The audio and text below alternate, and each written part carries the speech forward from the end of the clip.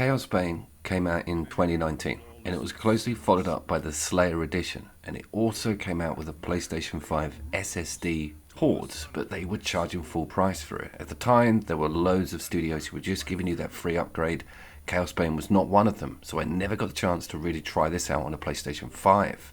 The local co-op chugs a bit on the base level PlayStation 4 and Pro, so this is more about a performance test and what content we see with that Slayer edition. This is on Extra, by the way, accessible via that subscription service. There is a new class in the form of a Witch Hunter. Vermintide fans will immediately recognise that silhouette. And you've also got some new campaign areas, completely standalone. We'll have a look at them towards the end. I want to really make sure this game runs okay on that 2-player local. Please remember, this is also 4-player local co-op. Now, Diablo 4 does not have local co-op full stop on PC and does not have 4-player local even over on console.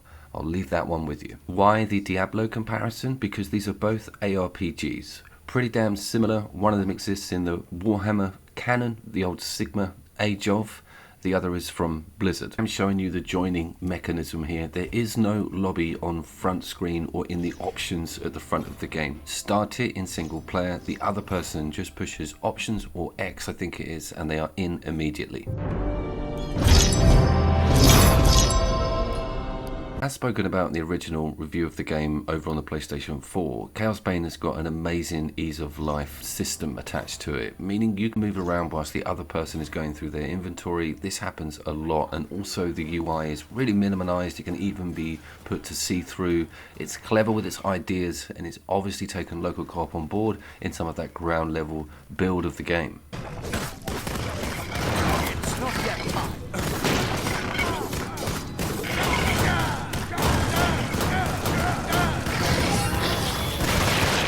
So that Witch Hunter class is a lot of fun. With Chaosbane, you kind of have to make a decision between range and close quarters. With this new character, you switch on the analog stick between your sort of Raphael style fencing sword to a pair of dual wielded pistols, which have got so many little tweaks and directions to go in with those hotkeys.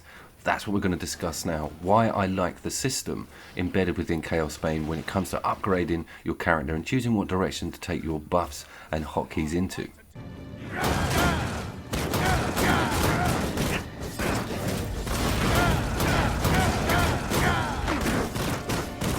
I do want to mention a locked camera. I know that seems like an off-the-wall thing to put in, but some of these ARPGs have a swing round on the other stick. Dismantle being one of them. I'll link that. That's a very good indie crowbar game. That choice of weapon switch out makes the character really versatile. You're useful everywhere, and you don't have to avoid things. You could pump certain defense aspects so that you can take a few hits. You're not a glass cannon. It's very dissimilar to the elf and mage builds. That Reaper style dual wielding pirouette never gets boring, and when you mix this build with someone who can lay down a buff or has got strong close quarters, you are really impenetrable as a team, and it's just great communicating and picking off stuff that's at distance, but at the same time being able to deal with anything that gets close up in your face. I totally recommend, if you went to this game in 2019 on those older characters and haven't looked at the Slayer edition, that Witch Hunter and those new levels are well worth firing it up.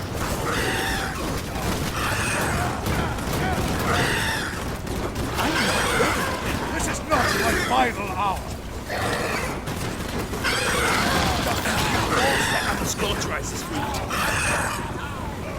You'll not take me alive.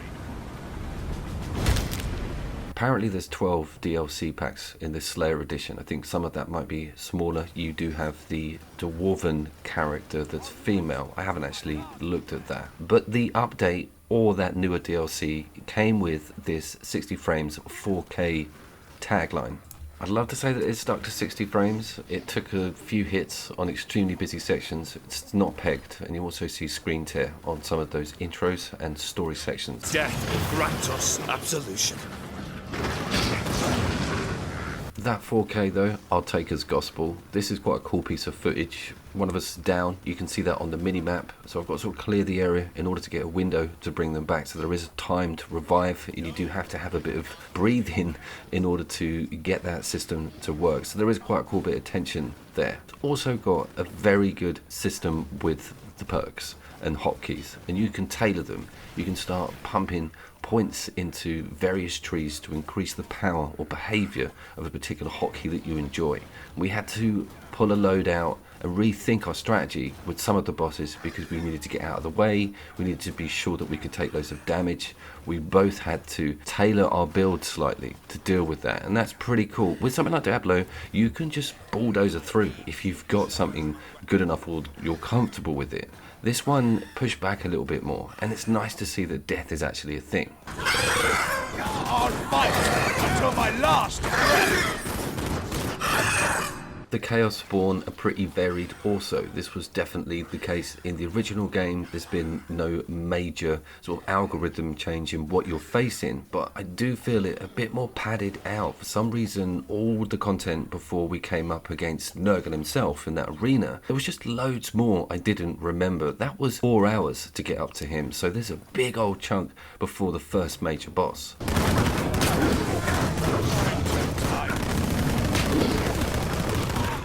Also, if you've played Warhammer Total War 2 or even Darktide, you'll notice that some of the animations on these chaos demons and enemies, particularly the bosses, the bigger they are, the stranger they look for me. The smaller stuff is awesome. A lot of the minions, base level chaos enemies are amazing. I was just a little bit disappointed at some of these mid-level bosses. Nurgle himself doesn't look too bad though.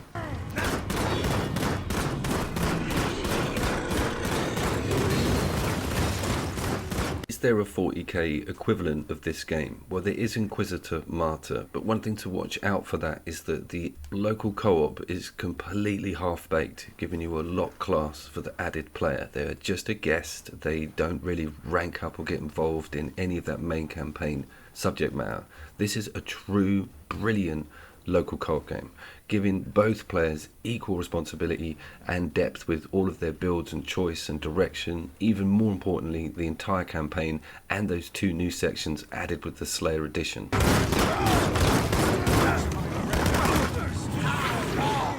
You will need a PlayStation profile, however, not to be online all the time, but just for the game to store the memory of your progress, because you'll be ranking up just like the other player, and that will be your character to go to on replays or even taking them to a different section of the game.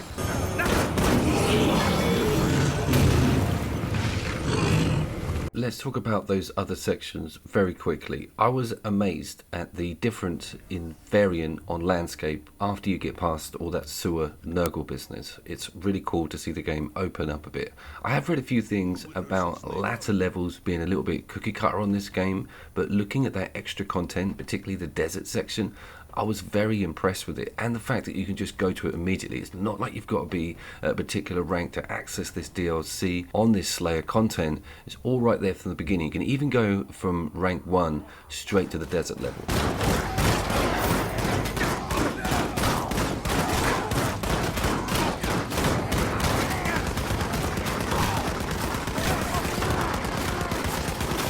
So it took us 5 hours to get all of our hotkey slots filled. You see those moves at the bottom of the screen, and get Nurgle done. That is pretty damn good for a chunk of local co-op gaming. Sections of those boss fights were genuinely tense, and we had to take a step back and rejig all of our moves in order to get past the damn thing. Now let's check out some of this new content. I'm not going to show too much of it. I just want to explain that there's no wall in front of it. It's there on the main menu, and it's totally something you wouldn't have seen yet if you just played the base game Chaos Bane way back in 2019.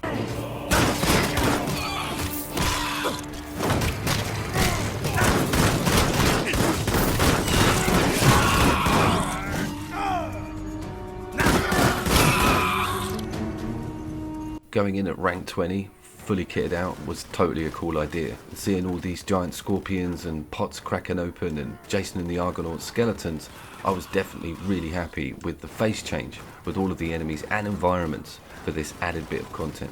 The other section, which is more to do with your starter hub and original sewage area, is a little bit repetitive or repeat worthy if you've come off that main campaign. My advice would be into that desert ASAP. I would also advise you subscribe for regular local co-op content. Cat's Quest 3 is on the way. I look forward to seeing you down there.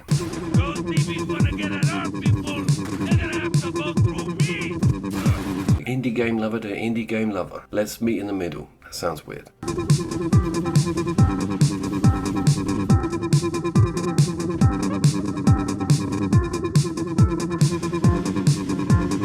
Ballbag battle up next, mate. It's not called that. You do that joke every time. Tell them the real name, Scrotum Skirmish.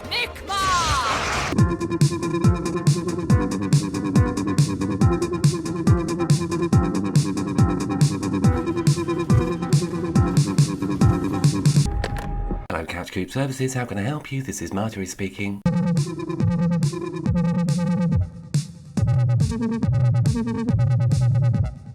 Couch Cube must reign supreme. I've gone Yoda.